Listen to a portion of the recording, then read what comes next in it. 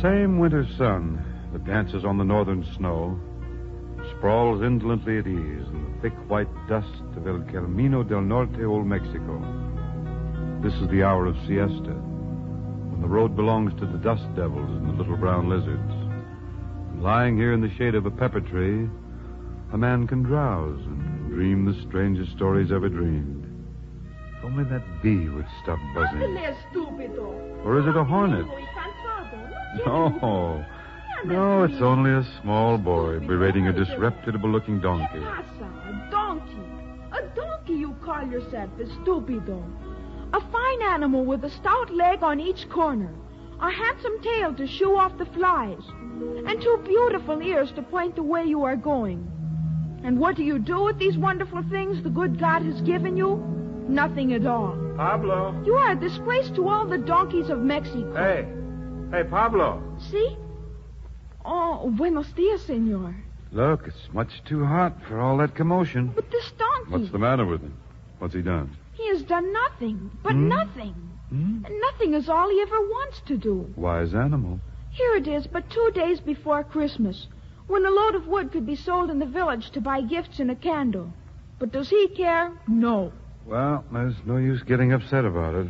A donkey's a donkey. They're all alike. See, ungrateful and stubborn. Oh, no, you're wrong there, Pablo. Yes, but... I know, sure, everybody says they are. And they beat them and curse them and call them stupid. The trouble is, they don't know the truth about little donkeys. No? And what is the truth? Well, it's not stubbornness at all, no, sir. Why, it's pride that makes donkeys so, well, kind of aloof. Aloof? That's right. Sun, rain, good luck, bad luck, what does it matter? Their pride is a shield against anything that man or the elements can do to them. Well, I don't see what a donkey has to be proud of. Oh, he has. Yes, indeed. You see, a long, long time ago, a great honor came to one of them. An honor so great that it lifted him and all other donkeys to a place that you or I or all the world might envy. I do not envy this donkey. Well, you should. You know why? Why? Because of all animals and of all men, he's already fulfilled his destiny. What is destiny? Well, it's the reason for people being born or things created. Come on, bring your donkey over here in the shade, and I'll tell you about it. Si, senor. Come on, Cupido. Hey, listen, Pablo, did you hear that? Only a donkey can make that sound with his hoofs on the stones of the road. Come on, lead him over here and listen to him.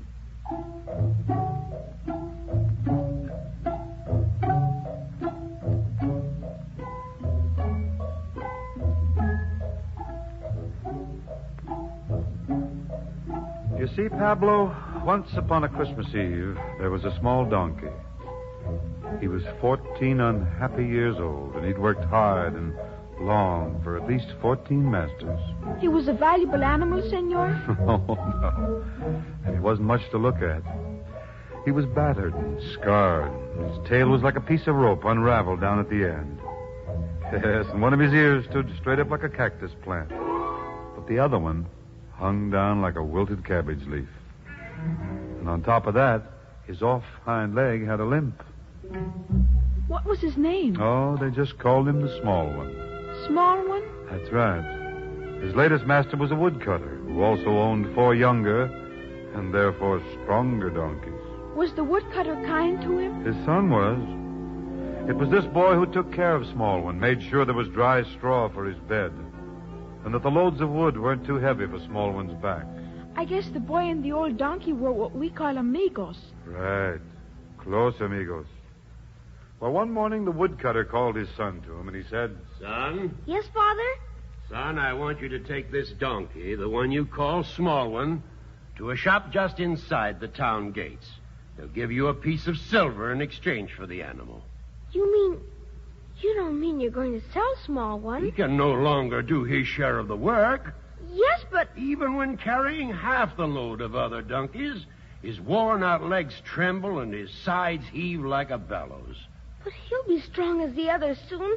Just give him but a few weeks. An old donkey is of no use. One day he'll drop dead on us up in the hills, a total loss. Yes, but he's mine. The shop you will take him to is the second on the left as you pass through the town gates.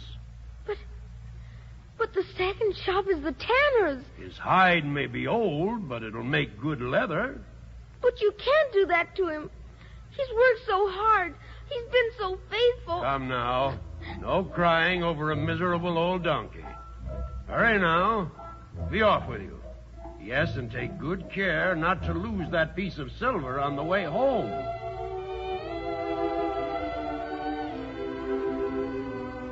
Well, Pablo, that small boy and his small donkey made a pretty sorrowful picture as they traveled along the road to town. People along the way wondered why the boy was crying.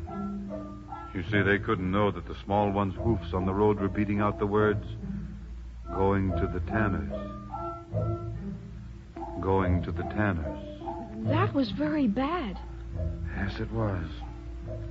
Well, it was early afternoon when the small boy and his small donkey went through the town gates. It was market day, and all at once the boy remembered there was a horse market in the square. Why, if he could sell the small one to some new and kind master, the little donkey wouldn't be killed, and yet his father would still have the piece of silver. And so, holding tight the small one's rope and with his face streaked with dust and tears, the boy hurried to the horse market.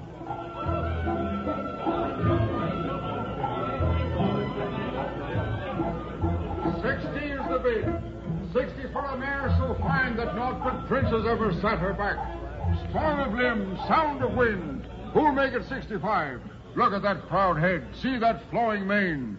Do I hear 65? Excuse me, sir. Would you like to buy a fine donkey? What is it you want, boy? This donkey. He's for sale. The price is very cheap. Only one piece of silver. That bag of bones? Huh. Go on, go away, or I'll take a stick to both your backs.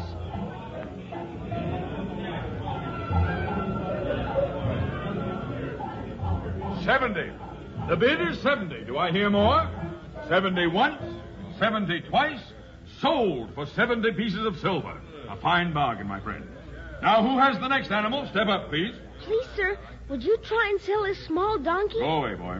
He's a very fine animal, and not nearly as old as he looks. I told you to go away. He's terribly strong, and he eats very little. This is a horse market. We've no time to waste on donkeys. But a small donkey would take such a small time. All right. All right, my boy, if you insist. My friends, a great bargain I have to offer you. The proud owner terms it a donkey. But being truthful, I would call it an animated pile of shaking bone. No, he isn't. He's strong. Observe how the moths have been at the hide. And the tail, is it a tail? I think it's the stub of a broom worn out from sweeping the courtyard. Don't say those things about him. Yes, a true museum piece, my friends. Moldy with age and loose in the joints. He's not like that at all. Ah, but we mustn't laugh, my friends, because its owner assures me that this animal is fine enough to share a stall with the king's horses. You can't make fun of him like that. He's a fine donkey, and he does belong in a king's stable. Yes, and maybe someday that's where he'll be. All right, boy. Take your donkey and move along. We've got business to attend to. And now, my friends, that we've had our fun and disposed of the king's donkey, I have another animal here. A very fine... Well, the little boy and the little donkey left the marketplace, Pablo. The afternoon was slipping by. And the long shadows on the street told him that before long he'd have to start for home. And when he got there, he must have the piece of silver to give to his father. He tried stopping people along the street. He went from door to door, but no one in all the town seemed to want to buy a small, tired donkey. The sun was going down when he got back to the town gates. His hot tears fell on the small one's back, and the little donkey's head drooped so low that his limp ear almost touched the ground. And then, just as the boy was leading small one up the path to the tanner's door, a voice spoke to him. My son, Yes? Yes, sir? I have a great favor to ask you. Are you the owner of this small donkey? Oh, yes, sir. I have a long journey to make. My wife is not well. I have great need of a strong and gentle animal to carry her safely. Well, Small One is very strong and very trustworthy. I can see that. Would you sell him to me? Oh, yes, sir. And the price is only 1 piece of silver. 1 piece of silver? Is that too much? Oh, no. A very reasonable price for such a beautiful animal. Well, I guess he's not really beautiful, but he's good. Yes, I believe you. And I'll be kind to him, I promise you. Here's your piece of silver. Come, small one. Do you mind if I come as far as the town gates? You see, small one and I... Not at all. You'll want to say goodbye to him, of course. You can do that while I see my wife safely on his back. Here we are. Easy now, small one.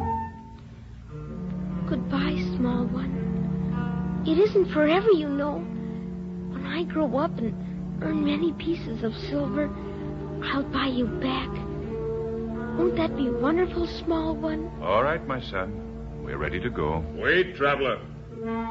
Yes, soldier? I must make out the record before you can pass through the town gates. Who are you? My name is Joseph. And your wife? They call her Mary. Your destination? Bethlehem. Pass, traveler. Come, small one. Goodbye, small one. Be very gentle and sure of foot. And carry her safe to Bethlehem. And so Pablo the small one passed through the town gates and plodded the many weary miles to Bethlehem. And there in a stable, which became a king's stable, he saw a king born. A king of men, of centuries, of life, of death. Yes, and the small one's tired old eyes saw the shepherds and the wise men who came to pay homage to his small master. And he heard the voices of angels rejoicing. And the notes they sang were the very same ones his own hoofs had rung out on the stones of the road. And then it came to pass that all those who had laughed at his ragged coat and his limping gait and his drooping ear, they all envied the small one, for he had become a part of a great miracle. Oh, all this was a long, long time ago, Pablo, but... You know, even today, all small donkeys, they stand and dream. Especially at Christmas time. Dream of the small one of Bethlehem.